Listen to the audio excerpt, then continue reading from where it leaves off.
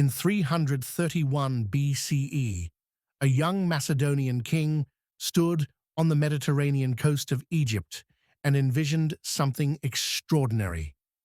Alexander the Great, at just 25 years old, ordered the construction of a city that would bear his name, Alexandria. But this wasn't a one-time act of vanity. By the time of his death at age 32, Alexander had founded over 20 cities named Alexandria, spreading his name across 3 continents like a constellation of urban monuments. This wasn't just ego, though Alexander certainly had plenty of that. It was a calculated strategy of empire building, cultural diffusion, and immortality that would change the face of the ancient world forever.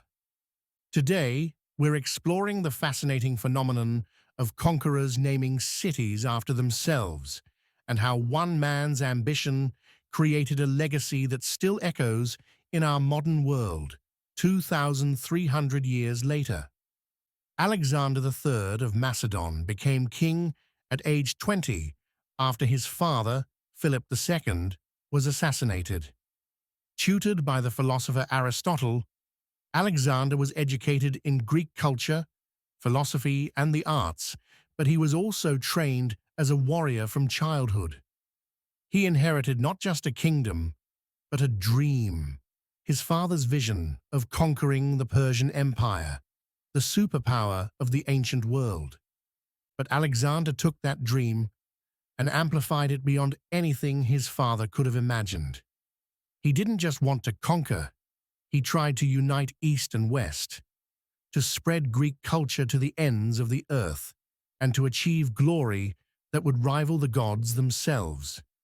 Ancient sources tell us that Alexander slept with a copy of Homer's Iliad under his pillow, seeing himself as a new Achilles destined for legendary greatness. Between 334 and 323 BCE, Alexander led his army on one of history's most remarkable military campaigns.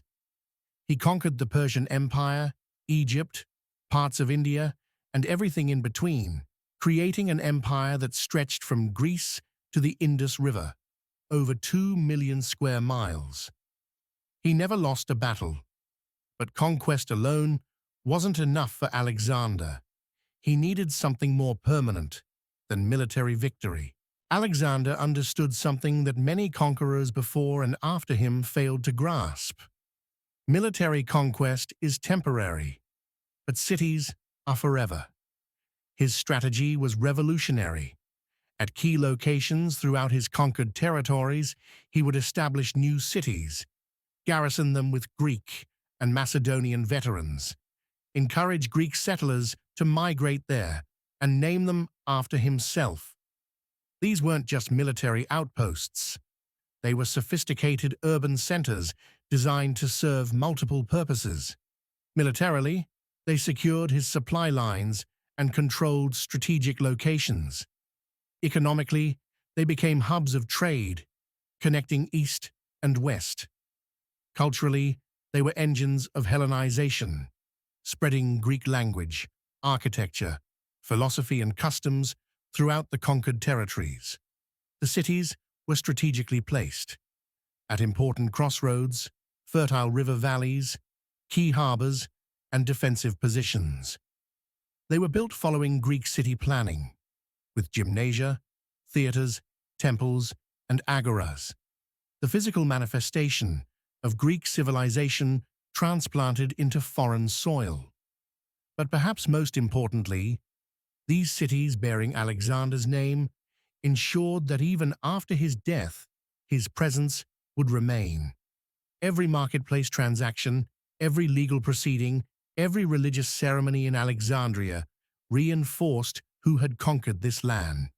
It was a form of immortality through urban planning. Of all the cities Alexander founded, one stands above the rest: Alexandria in Egypt.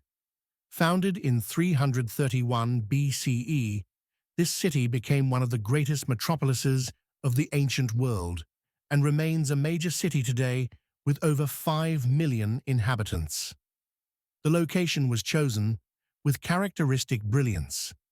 Situated on the Mediterranean coast, with access to the Nile Delta, Alexandria became the bridge between Africa, Asia, and Europe.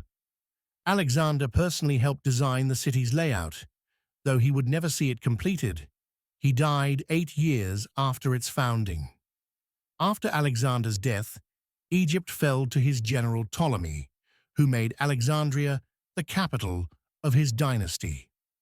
Under the Ptolemies, Alexandria flourished beyond even Alexander's vision.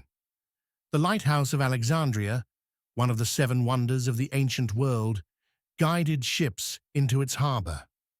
The Great Library of Alexandria became the intellectual heart of the ancient world, housing perhaps 400,000 scrolls and attracting scholars from across the known world.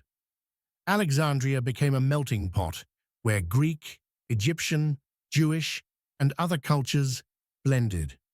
Greek philosophers debated with Egyptian priests. The Septuagint, the Greek translation of the Hebrew Bible, was created here. Euclid wrote his Elements here. Eratosthenes calculated the Earth's circumference here. The city produced Cleopatra, the last Ptolemaic ruler, whose life intertwined with Julius Caesar and Mark Antony. Even today, Alexandria remains Egypt's second-largest city and its principal seaport, a living testament to Alexander's vision over 2,300 years ago. But Alexandria in Egypt was just the beginning. Ancient historians claim Alexander founded between 20 and 70 cities, though the exact number is debated. Let me take you on a whirlwind tour of some of the others. Alexandria Eshate. In modern-day Tajikistan, its name means Alexandria the Farthest, marked the northeastern limit of Alexander's empire. It was the most remote outpost of Greek civilization, a Hellenistic city on the edge of the Eurasian steppe. Alexandria Arachosia, now Kandahar in Afghanistan, became a major center in Central Asia. The name, Kandahar, is actually a corruption of Iskandar, the Persian pronunciation of Alexander. Even today, over 2 millennia later, his name echoes in this war-torn city. Alexandria Ariana, in what is now Herat, Afghanistan, controlled the vital trade routes between Persia and India. For centuries, it remained an important Hellenistic center, where Greek and Buddhist art fused into the unique Gandhara style. Alexandria, on the Indus, near modern Karachi, Pakistan, marked the southern limit of his campaigns. Though Alexander's soldiers finally convinced him to turn back here, this city ensured Greek influence reached the Indian subcontinent. Bucephala, named after his beloved horse Bucephalus, who died in battle, showed that Alexander's naming ambitions extended beyond just himself. This city in Punjab honored its companion of 20 years. Most of these cities have been lost to time, their locations debated by scholars, their ruins buried beneath modern cities or desert sands, but their impact on history was profound. The cities Alexander founded became the vehicles for one of history's most significant cultural transformations, the Hellenistic Age. This wasn't simply Greek culture imposed on conquered peoples, it was a fascinating fusion where Greek and Eastern traditions blended into something new. In the cities named Alexandria, Greek became the common language of administration, trade, and educated discourse from the Mediterranean to India. Greek architectural styles influenced local building. Greek philosophy encountered Persian, Egyptian, and Indian thought, creating new schools of philosophy like Stoicism. Greek artistic styles merged with local traditions. In Bactria and Gandhara, we find Buddha statues carved in Greek sculptural styles. This cultural diffusion had lasting consequences. When the Romans conquered the Mediterranean, they inherited this Hellenistic culture. The New Testament was written in the Greek dialect, that spread through Alexander's cities. Early Christianity developed within communities connected by the trade routes that Alexander's cities controlled. Even modern cities show this influence. When you see a government building with Greek columns, you're seeing architectural language that Alexander's city founding helped spread globally. Democratic ideals, philosophical inquiry, scientific method, all were transmitted through these urban centers. Alexander's successors, the Diadochi who carved up his empire, continued his city-founding tradition.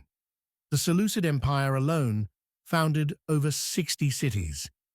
Antioch, Seleucia, and dozens of others followed Alexander's model, though they bore his generals' names instead. But let's step back and ask, why cities?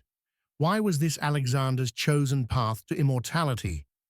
Alexander understood that battles are forgotten, but cities endure.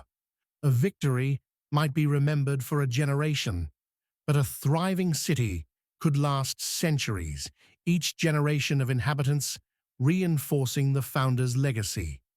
Every child born in Alexandria, every merchant conducting trade there, every scholar studying in its libraries, all participated in perpetuating Alexander's name.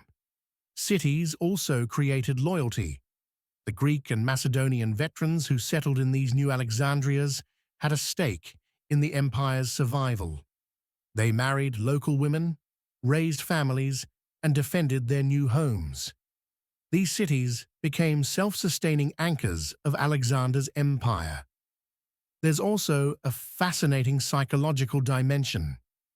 Alexander believed himself descended from Achilles and Heracles, demigods who achieved immortality through glorious deeds. By founding cities, Alexander was engaging in an act of creation, almost godlike in its ambition. He wasn't just conquering space, he was reshaping it, imposing order and civilization on the wilderness. Other conquerors would follow this model. The Romans founded colonies throughout their empire. Spanish conquistadors founded cities across the Americas. The British established cities from Calcutta to Melbourne. But none matched the systematic scope of Alexander's urban ambitions.